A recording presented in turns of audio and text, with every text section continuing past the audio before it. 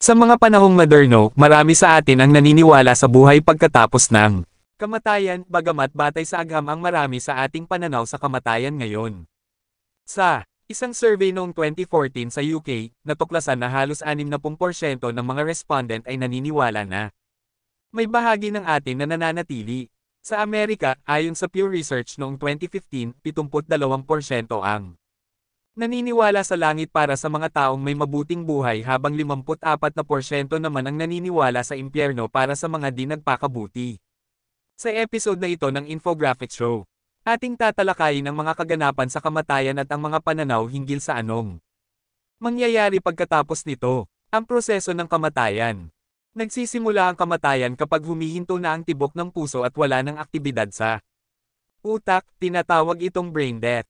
Kung cardiac death naman, ito ang paghinto ng puso at paghinto ng daloy ng dugo sa katawan. Maaaring magkaroon ng mga kakaibang karanasan ang mga taong malapit ng mamatay, tulad ng paglalakad patungo sa ilaw o pakiramdam ng kamalayan kahit klinikal na patay na sila. Ang pisikal na pagbabago.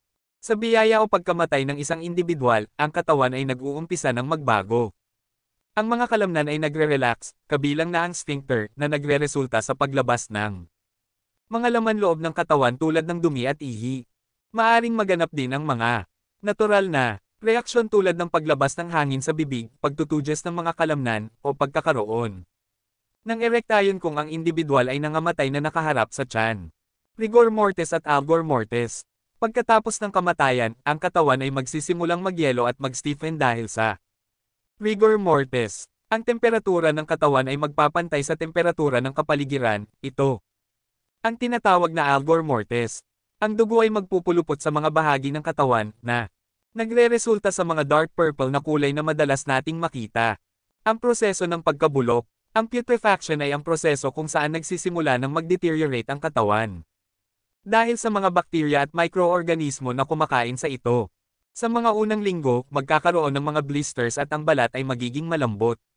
Sa ilalim ng lupa, ang katawan ay magiging liquid mess sa loob ng isang buwan, pagkain ng mga uod, insekto, at halaman. Sa ibabaw ng lupa, maaaring tumagal ng 8 hanggang 12 taon. Bago maging isang buto lamang ang natitira. Mga paniniwala tungkol sa buhay pagkatapos ng kamatayan. Sa kabila ng pisikal na proseso ng kamatayan, marami pa rin ang naniniwala sa buhay pagkatapos nito. Ang ilan ay naniniwala sa reincarnation, kung saan ang kaluluwa ay bumabalik sa bagong katawan upang magsimula ng panibagong buhay. Ang iba naman ay naniniwala sa kanyang relihiyon tulad ng langit at impyerno, kung saan ang mga mabubuting tao ay inaasahang magpapatuloy sa langit samantalang ang mga masasamang tao ay maaaring magdusa sa impyerno. Sa dokumentaryong ito, tinalakay natin ang mga proseso at pananaw hinggil sa kamatayan. Mula sa pisikal na pagbabago ng katawan hanggang sa mga kultural at relihiyosong paniniwala. Tungkol sa buhay pagkatapos ng kamatayan, ipinakita natin kung paano umiiral ang iba't ibang perspektibo at paniniwala sa iba't ibang kultura at lipunan. Ang kamatayan ay isang bahagi ng buhay na hindi maiiwasan, ngunit ito rin ay may iba't ibang interpretasyon at kahulugan.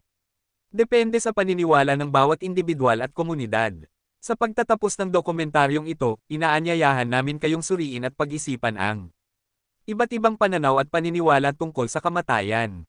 Ano man ang inyong paniniwala, ang mahalaga ay paghandaan ang pagbabago at paglisan ng isang tao sa mundong ito. Salamat sa inyong panunood. Hanggang sa susunod na pagkakataon.